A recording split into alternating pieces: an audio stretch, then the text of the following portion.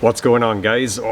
Tonight I'm super excited because basically this is the first time I'm going to be filming with my new lens, and I can't tell you how excited I am because it's the first time that I can actually film at night. But anyway, to the main topic of this video. So right now I'm in a really beautiful town in Turkey called Kaş, which is very fitting really because what I'm going to talk about in this video are my travel experiences in Turkey so far. So let's get started.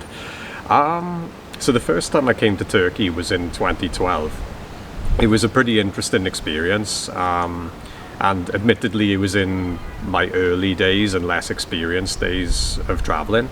So I wanted to go because I knew that it was going to be quite a different experience compared to what I was used to prior to that. Having said that though, I made a little bit of a mistake.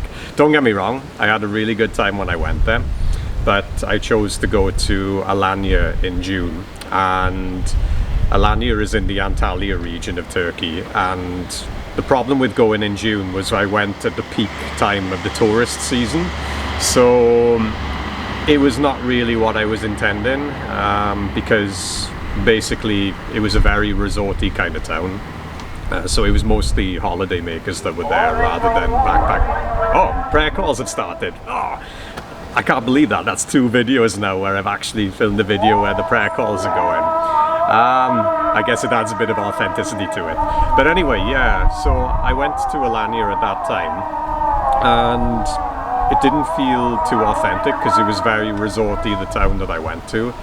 I still met some nice people there, but it wasn't quite what I expected it to be because I didn't feel like I was experiencing Turkey properly because it was just like booming with tourists at that time. So I thought I got to give this country another chance. So on the way back from Sri Lanka back in 2018, I thought, why not fly to Istanbul?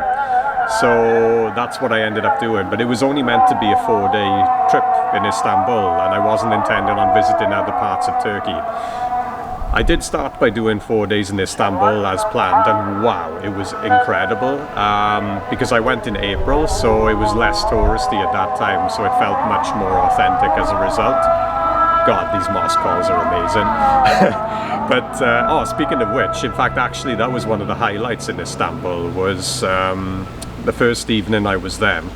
I went up onto the rooftop to see the sunset, and then like only a couple of minutes after going up to the rooftop there were 5 mosque calls going off at the same time, and all of them had fantastic voices, and I was thinking, man, this is incredible, because it's like such a haunting but yet very like a real beautiful kind of feeling and very relaxing kind of feeling when you listen to them.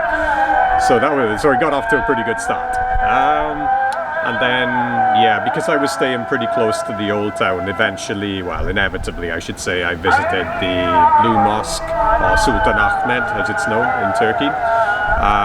Also went to the Hagia Sophia and Basilica Cistern. Very typical thing for tourists to do when they go to Istanbul, but there is a reason for it. I mean, it's totally worth it because those places are very beautiful and full of incredible history. I also did a riverboat ride, like a large river in Istanbul, because you got the bridge that goes from the European side to the Asian side, so I thought it'd be really cool to take the boat and just try to do a bit of sightseeing, and that was again a cool experience. I think it lasted a couple of hours or something. But the funny thing is that the hostel I stayed in Istanbul, I saw these giant posters behind the reception, and the places that they were showing looked so interesting. I thought, I gotta see these places, I must see them. So in the end, I booked a bus to go to Cappadocia. Wow, completely blown away. When you go to Cappadocia, it looks like you're seeing something out of Tatooine in Star Wars. Always have to go for a nerdy analogy with my videos, but that's just me. So yeah, amazing place because Cappadocia's got scenery that's full of what they call chimney funnels. So basically they are homes that were built in this rock formation, which looks kind of deserty but rocky at the same time, and it's where the Christians were hiding from the Romans. I think it was, I should have checked the history books before I started this video. But I think it was 2nd century AD or 3rd century AD, roughly, something like that. But yeah, I mean, I'll look it up after this video, and then I'll probably be proved completely wrong. But anyway, yeah, incredible place. And again, because I went in April, like so few tourists going at that time, like the town was super quiet. So and it's very famous for having hot air balloons that go up at sunrise.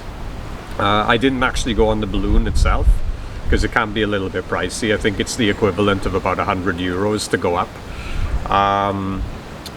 But nonetheless, me and a few backpacking friends, we got up really early in the morning. I think it was before 6 o'clock. So we walked up this hill to see if we could see them go up. And wow, incredible sight, because there was literally anywhere between 50 and 100 balloons that were up in the sky at sunrise with all of that unique scenery below. Something I will never ever forget, and I strongly recommend going to Cappadocia when you visit Turkey, and particularly in April, because it's not too hot at that time of the year. It's like in the early 20s, and as I said about a minute or two ago, just virtually no tourists whatsoever. So yeah, fantastic. Next place I went to after that was Pamukkale, and again, super unique looking place. I mean, completely different to Cappadocia though, because it actually had like it was kind of something that you would see from like Bolivia with salt.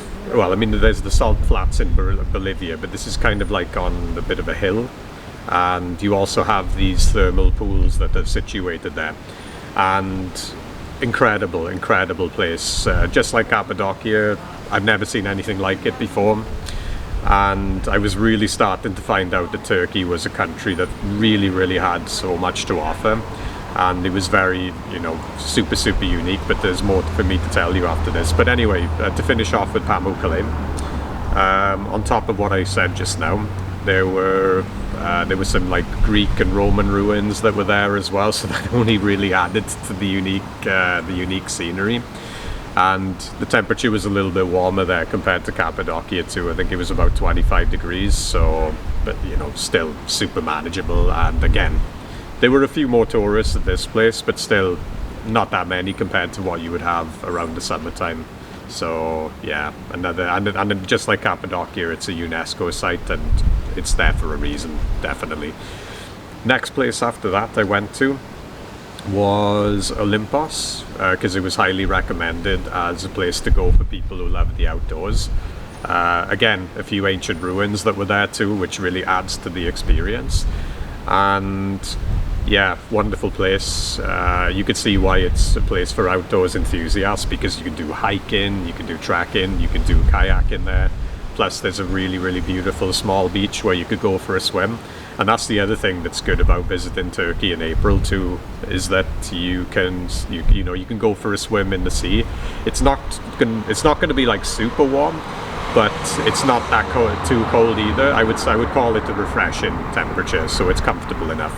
So yeah, I think again, wonderful place. And there was like this really I can't remember the name of the hostel, but there was this, I think it is the only hostel in the area anyway, but there was a hostel right by the beach that you can stay at. And yeah, it's just like any outdoors environment where you just meet almost, well, I mean, there's like 90% plus of the people you meet there are into any kind of outdoors activities, and normally they're the people that have like some of the most interesting conversations that you could ever have. So yeah, wonderful place yet again, and again, completely different compared to other parts of Turkey I'd been to thus far. Next place was Cheshire, which is in the Izmir area, and you could tell by looking at Cheshire that it would be a touristy kind of town in the heart of summer. But this is a bit of advice too. Another good reason to come to Turkey in the off season is, even when you come to touristy towns, then you know they look so beautiful, and because of the because there's so few people there compared to what there would be in the summer months, because you feel that much more relaxed, I think you can take in more what's around you. So yeah, that's another good reason to go in the off season. By the way, when I say off season, I'm not only talking about April, I'm talking about May and also talking about October and November as well. But anyway, back to Cheshire. Yeah, a lot of like really nice small beaches in the area, as well as a beautiful looking town. And you could actually see one of the Greek islands in the distance too.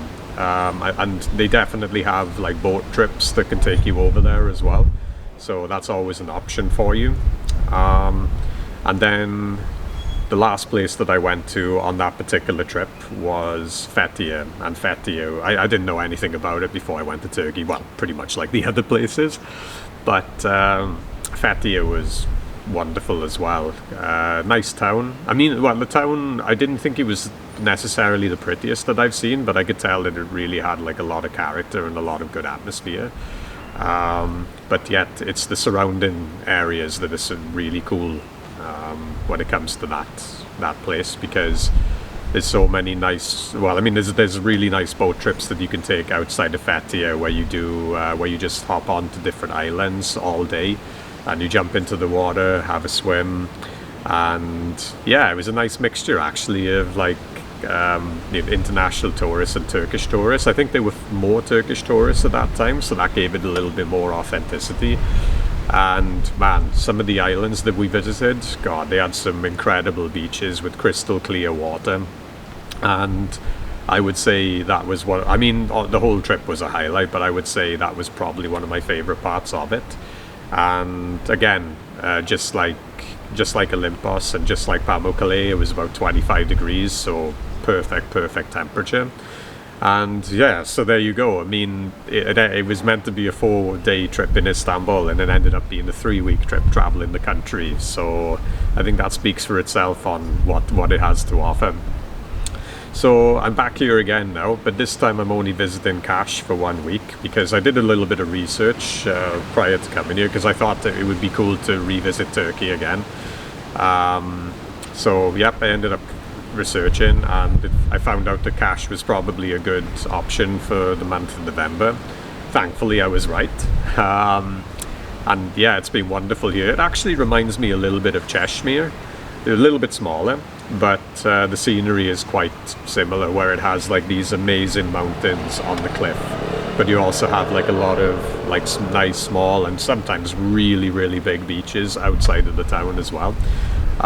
It's got a gorgeous looking amphitheater just outside of town, and I got here at the right time actually, because they were playing really traditional and soothing kind of music like during the sunset and the golden hour, so that only added to the experience. I think this town probably would be very busy in the summer. Well, it definitely would be very busy in the summer, so I feel like it's a good time to have come here. And so yeah, I mean, it's like just like Cheshire, you know, it allows you to let everything sink in a little bit more, I think, when you come into in the off season. A lot of nice things to do outside of the town. I didn't really have enough time to do all of them, and some of the boat trips that they have available to do island hopping were not available at this time, so that's the only downside. In fact, actually, I went to a beautiful art gallery yesterday. That's one thing I recommend when you come to Kaş, is visit the art gallery, because the amount of beautiful traditional looking crafts that you can get from them is just incredible.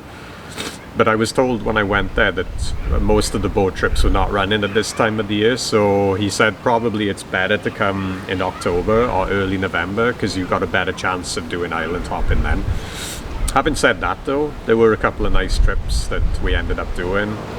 Like yesterday, for example, we ended up going to Patara. And Patara is like a really old Roman ruin. It was an old Roman town around 150 BC. So it's got an amazing theatre there, and like a few other buildings too. I mean, it was Roman, but if you look at it without reading the history, it could actually look Greek as well. And there's a massive beach just by there that you can walk for hours on, and there's like sand dunes so that are just behind the main beach, so it almost looks like it's deserty, I guess. And of course, because it's off season, there was just barely anybody there, so that only added to it. It just gave it like a little bit of a haunting sense, and I like that. I like that a lot. And there's also Kapatash Beach, which is close by as well, and that's a beautiful place to see the sunset. So that's two places that are amazing to see the sunset, here at the where the amphitheater is, and also Kapatash Beach, which is just about a 30-minute bus ride away, and it's only about 10 minutes further on to Patara then as well. And there you have it, guys. That pretty much sums up my travel experience in Turkey. There's a lot of Northern Europeans who are looking to be hardcore travelers, and they choose not to come to Turkey because they think it would be an obvious choice, because there's a lot of holiday makers that come here. But if you really travel Turkey properly, you will find out very quickly that it's a country that has so much to offer, and there's so many amazing looking places that I've yet to see, which I hopefully will at some point in the not too distant future. And it's one of the it's one of the few countries where I went in with just no real expectations, but it just completely blew my mind because of that. I mean, I just had no idea how much diversity it had with its landscapes and its history, and any country that has that to offer, I think it must be visited, at least like once in your life for sure. And if you're European, it really is not that expensive to fly to Turkey as well, so I would say definitely make the most out of that. I don't know how much it would cost for people in North America. I mean, obviously from Australia, New Zealand, it'll be expensive, but people in North America, I'm not so sure, or Africa for that matter, or Asia. Asia should be okay, I think, but just do your research on skyscanner.net. That's the best way of finding out.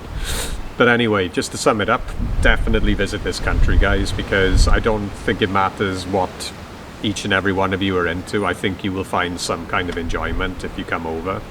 So yeah, check it out. And yeah, that's all I got for this evening, guys. I hope you enjoyed the video, and as I always say, I'll see you soon in the next one. Ciao.